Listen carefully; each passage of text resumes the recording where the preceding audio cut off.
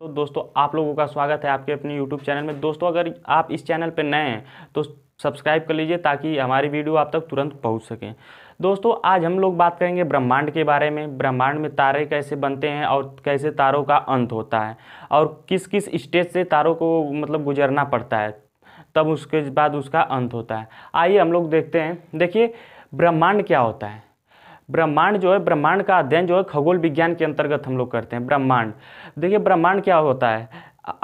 जब हम लोगों को समस्त आकाशीय पिंडों, आकाश में जो देखते हैं समस्त आकाशीय पिंडे जो भी कुछ हमें आकाश में दिखाई देता है, सब कुछ ब्रह्मांड के अंतर्गत आता है। देखिए ब्रह्मांड में सबसे ज़्यादा संख्या तारों की होती है। सबसे ज़्यादा संख्या ब्रह्मांड में तारों की होती है। वैज्ञानिकों का कहना है कि ब्रह्मांड विस्तारित हो रहा है, मतलब कि ब्रह्मांड फैल रहा है। आइए हम लोग देखते हैं उसमें तारा क्या होता है। देखिए तारा क्या होता है। तारा जिसके पास खुद की लाइट और खुद की ऊष्मा हो, उसे हम तारा कहते हैं। तारा बनते कैसे हैं और उनका अंत कैसे होता है, आइए हम लोग देखते हैं। देखिए तारा बनने से पहले विरल गैसों का गोला होता है। विरल गैसों का गोला होता है तारा बनने से पहले, जिसे हम निहारिका कहते हैं। निहारिका को हम इंग्लिश में नेबुला कहते हैं। नेबुला जो निहारिका है, दूर दूर गैसों का गोला होता है।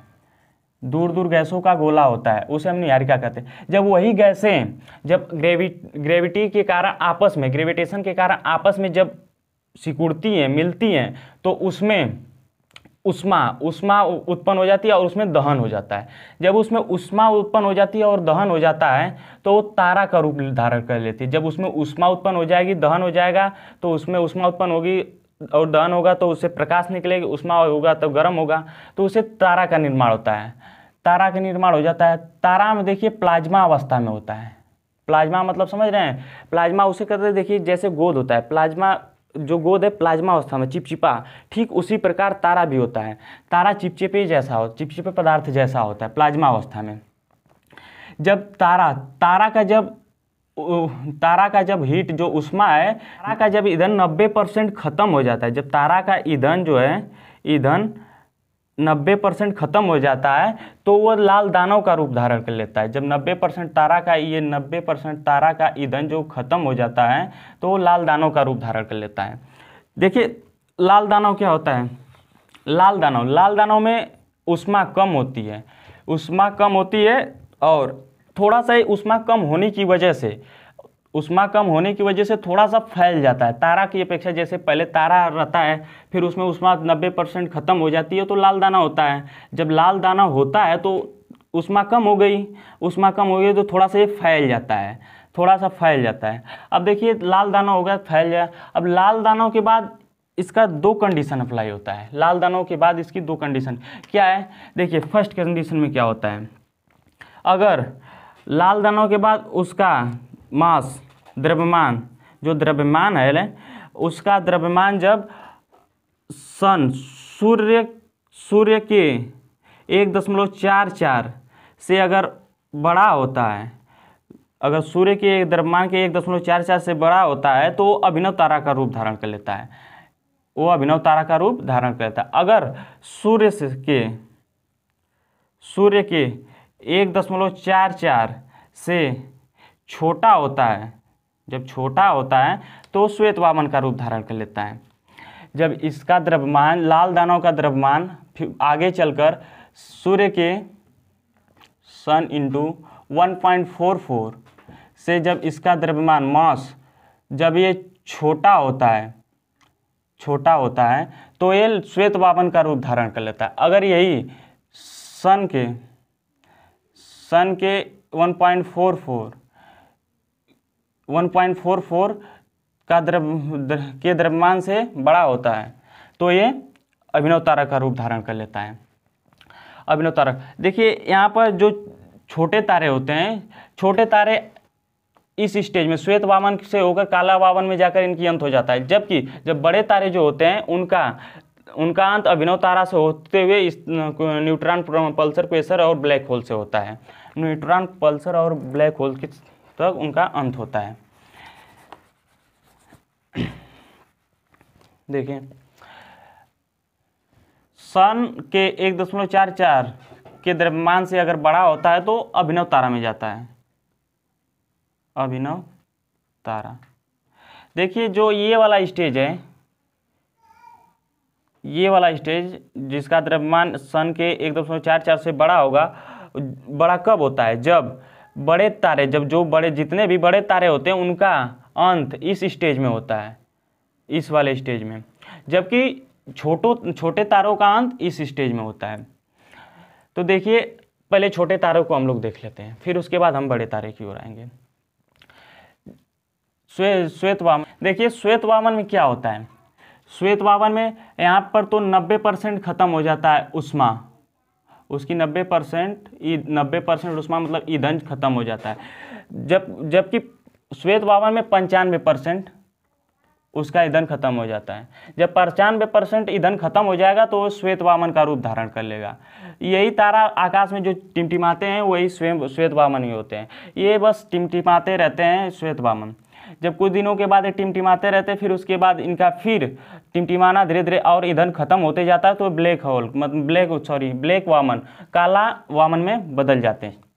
काला वामन में जाकर इनका अंत हो जाता है। जबकि जो बड़े तारे होते हैं उनका अंत कैसे होता है? देखिए बड़े तारे लाल दानव के बाद वह अभिनव तारा का रूप धारण करते हैं। अभिनव तारा को हम विस्फोटक तारा कहते हैं, विस्फोटक तारा। देखिए इसे विस्फोटक तारा क्यों कहते हैं? देखिए ये अभिनव तारा जो है विस्फोट हो जाता है, आगे चलकर फिर विस्फोट हो जाता है। जब विस्फोट होगा तो या तो ये न्यूट्रॉन बनेगा, या तो पल्सर बनेगा, या तो क्वेसर बनेगा, या तो ब्लैक होल बनेगा। देखिए न्यूट्रॉन कब बनता है? जब टूटकर बड़ा साइज होता है, जब ये विस्फोट होता है, विस्फोट होने के बाद टूटता है तो जो बड़ा साइज होता है तो वो न्यूट्रॉन बनता है। अगर बड़ा साइज नहीं हुआ, जो छोटा साइज अगर टूटने के बाद हुआ तो पल्सर बनता है और क्वेसर बनता है। देखिए पल्सर और क्वेसर क्या है? इतने छोटे होते हैं, ये बहुत तेज़ी के साथ घूमते हैं, इसलिए हम लोग इसे पल्सर क्वेसर, ये छोटे तारे में देखिए छोटा होता है इसीलिए तेज़ी के साथ घूमते रहते हैं। फिर उसके बाद अगर क्वेसर बन गया, आगे चलकर ब्लैक होल बनता है। तो देखिए ब्लैक होल जिसका घनत्व, इसका घनत्व जो है बहुत ज़्यादा होता है, बहुत ज़्यादा घनत्व होता है, एकदम मतलब एकदम कसा होता है, बहुत ज़्यादा घनत्व होता है ब्लैक होल का, और इसके पास चुंबकीय क्षमता बहुत अधिक होती है।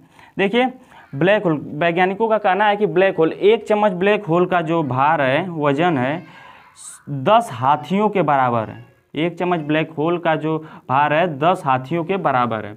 इतना ज़्यादा इसमें डेंसिटी की घनत्व, तो इतना ज़्यादा घनत्व होता है, एकदम दबा के। जैसे देखिए इस कपड़े को हम लेते हैं, इसे हम दबा कर और एकदम छोटा कर दिए, तो दबा कर देखिए इसका घनत्व बढ़ गया, इसका घनत्व डेंसिटी बढ़ गई। ठीक उसी प्रकार ब्लैक होल में होता है, ये एकदम दबा के होता है। इसमें ब्लैक होल का मतलब जैसे कि ये इसके पास ये बहुत ही खतरनाक होता है, ये बहुत ही खतरनाक, किसी भी पिंड या किसी भी चीज़ों से ये टकराता है तो उसे छेद देता है, छेद कर निकल जाता है। इसकी डेंसिटी ज़्यादा होने के कारण ये ऐसा करता है। जो देखिए ये जो ये इसका द्रव्यमान है, जब ये सन इंटू 1.44, इसकी खोज जो है चंद्रशेखर नामक वैज्ञानिक ने किया था, इसलिए इसे हम चंद्रशेखर सीमा भी कहते हैं, इसे हम चंद्रशेखर सीमा कहते हैं। सॉरी दोस्तों, चंद्रशेखर सीमा कहते हैं, चंद्रशेखर सीमा ऐसे इसलिए कहते हैं। तो दोस्तों देखिए फिर से एक बार हम बता दे रहे हैं।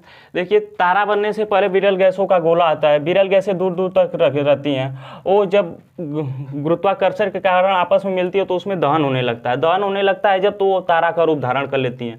जब तारा का रूप धारण कर लेती हैं तो वो तारा जो है प्लाज्मा अवस्था में रहता है। जब तारा का 90% ईंधन खत्म हो जाता है तो लाल दानव के रूप में परिवर्तित हो जाता है। लाल दानव का जो आकार है थोड़ा सा बढ़ जाता है, और लाल दानव के बाद 2 कंडीशन अप्लाई होती है। अगर वो सूर्य के 1.44 द्रव्यमान से अगर छोटा है तो वह श्वेत वामन बनता है। अगर सूर्य के 1.44 के द्रव्यमान से बड़ा है तो अभिनव तारा बनता है। अभिनव तारा को हम विस्फोटक तारा कहते हैं। देखिए विस्फोटक तारा ये विस्फोट होता है, विस्फोट होने के बाद अगर आकृति उसका वो बड़े भागों में टूटा तो न्यूट्रॉन तारा होता है, अगर छोटे भागों में टूटा तो पल्सर बनेगा या तो क्वेसर बनेगा, और ज़्यादा घनत्व उस डेंसिटी ज़्यादा हुई तो वो ब्लैक होल का रूप धारण कर लेता है। ब्लैक होल बहुत ही ज़्यादा डेंसिटी मतलब घनत्व वाला होता है, डेंसिटी वाला होता है, और ये जो है इसमें जो गुरुत्वाकर्षण चुंबकीय शक्ति होती है बहुत ज़्यादा होती है। ब्लैक होल में चुंबकीय शक्ति बहुत ज़्यादा होती है। ब्लैक होल बहुत ही खतरनाक चीज़ है। जो ये किसी भी पिंड से टकराएगा तो उसे छेद देता है। इसका 1 चम्मच मिट्टी का भार है ब्लैक होल का 10 हाथियों के बराबर होता है। क्यों ऐसा होता है? क्योंकि इसमें घनत्व तो बहुत ज़्यादा है। मान लीजिए कोई भी पिंड हम लेते हैं, उसे दबा देंगे, दबा कर छोटा कर देंगे तो उसका घनत्व तो बढ़ जाता है। ठीक उसी प्रकार ब्लैक होल के साथ होता है। तो दोस्तों, हम लोगों का रहा ये तारा का अंत, तारा उत्पन्न कैसे बना, कैसे अंत हुआ। अगर वीडियो अच्छा लगा हो तो प्लीज़ लाइक कर लीजिए।